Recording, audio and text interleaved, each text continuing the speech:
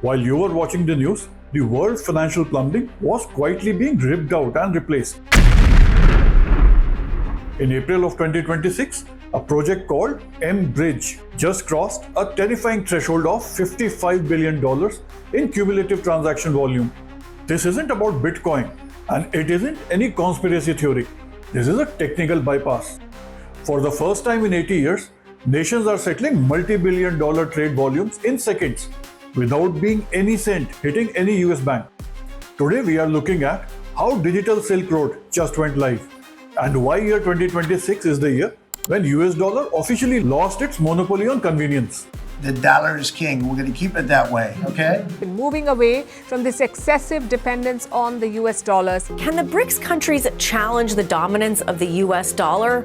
But what they're focused on is not an alternative currency as much as alternative payment systems. But is it possible that they could build bilateral channels to exchange rubles and yuan and real between their banks and not use dollars? That is possible. In fact, our research at the Atlantic Council shows that's already happening. Why does the US see any move away from the dollar as a direct threat? To understand the bypass, you will have to first understand what is friction tax.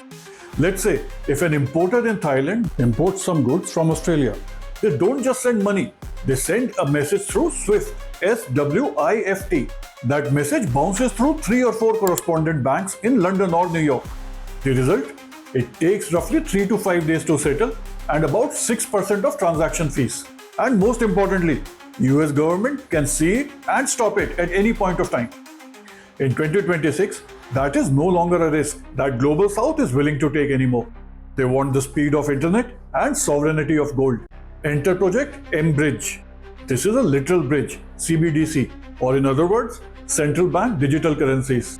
As of this month, it is no longer a pilot project. It is a powerhouse already. China's Digital Yuan accounts for about 95% of total volume. But here's the 2026 Black Swan event. As of 1st January 2026, the China transitioned e-CNY into deposit currency 2.0. Meanwhile, please do consider subscribing to the channel if the subjects of business, finance and economy are of your interest. Unlike the euro and US dollar's digital experiments, e-CNY pays the interest. It is effectively a high-speed, high-yield savings bank account directly with the central bank. By making e-yuan an interest-bearing tool, Beijing isn't just offering a payment tool. They are offering yield-bearing alternatives to US treasuries for the first time in the history. But this isn't just a China story. As host of 2026 BRICS Summit, India has put CBDC Bridge on the official agenda of BRICS. The Reserve Bank of India is proposing to link digital rupee to the network, creating a neutral financial rail. Why? Because India is playing the long game. By building these tokenized rails, New Delhi ensures that it is never switched off by a Western sanction while avoiding a vessel to Chinese ledger. We are witnessing the birth of multipolar financial world, where efficiency, not ideology, is the global currency. The West is finally waking up.